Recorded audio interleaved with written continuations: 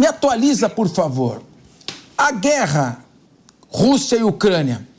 está naquele estágio Primeira Guerra Mundial de stalemate, ou seja, naquele impasse que ninguém avança, ou teve algum tipo de modificação nesta semana que eu estive desligado de tudo? Olha, Capês, o presidente Zelensky fez uma viagem pelos países bálticos, tanto a Estônia, Letônia e Lituânia.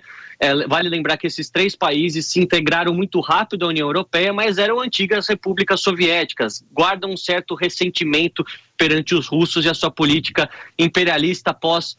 Segunda Guerra Mundial, que anexou essas três repúblicas, outrora independentes, à União Soviética, até conseguirem de fato sua independência com a Revolução Cantada no começo dos anos 90. Então, por lá, ele tem um forte apoio. Muitos desses países prometeram que vão continuar durante o ano de 2024 auxiliando a Ucrânia, seja militarmente, seja financeiramente, e esse mesmo discurso ele é observado ainda na Polônia, entre outros países que fazem parte da Europa Central ou Oriental. Porém, dentro da Alemanha, do Reino Unido, da França, da Itália, países mais ricos do aspecto econômico e que têm um exército melhor, que pode fornecer melhor treinamento, melhores armamentos e munições ao exército ucraniano, nós não vemos esse discurso de maneira tão frequente. Obviamente que não vemos também do outro lado um discurso de debandada da ajuda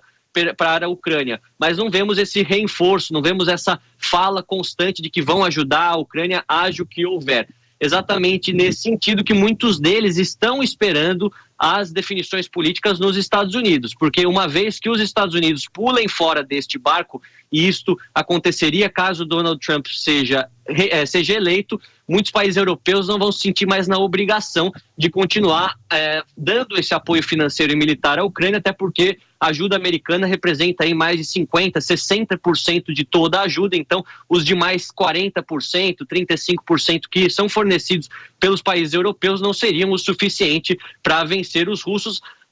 se nós considerarmos que até agora, após esses cerca de 100 bilhões de dólares concedidos, o exército de Volodymyr Zelensky conseguiu assegurar a capital, conseguiu recuperar a cidade de Kherson, mas não recuperou grande parte das províncias importantes, seja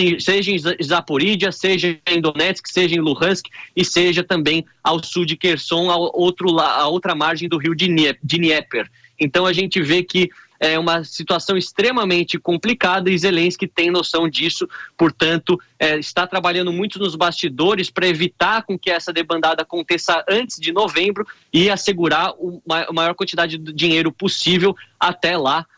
mas não é fácil. A gente sabe que há sim um impasse técnico do aspecto militar, do aspecto territorial, que não há mudanças expressivas há cerca de um ano. Nós estamos falando praticamente dessas mesmas linhas fronteiriças entre o que é ocupado pela Rússia e o que foi reconquistado pela Ucrânia desde mais ou menos março de 2023, portanto quase 12 meses sem uma mudança significativa, e isso é utilizado pelos aliados para cobrar da Ucrânia uma resposta militar, ou até utilizado pelos russos para mostrar a sua superioridade, seja lá como eles querem chamar o que tem feito dentro da Ucrânia. Então é uma situação difícil. O presidente Putin, ele quer transformar isso em capital político. As eleições acontecem na Rússia 17 de março, não que ele precise de qualquer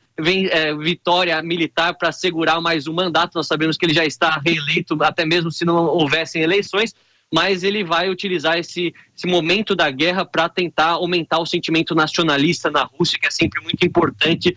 para os russos e para a política interna de maneira geral. Muito bem, Luque. Aí eu realmente, já encerrando, mas eu vi uma fala do John Kirby, que é o porta-voz aí da Casa Branca, dizendo que não virá mais nem apoio financeiro, nem militar estratégico. Ele, com aquela cara dele, da hiena Hardy, que era ó vida, ó azar, ele sempre fala, assista esse desenho no Hanna-Barbera, Lip and Hardy, tá? Ele parece aquela hiena, ó vida, ó azar, e não virá mesmo qualquer ajuda por enquanto. Luca Bassani, muito obrigado, uma boa noite aí em Braga e até amanhã com mais notícias para o nosso Linha de Frente.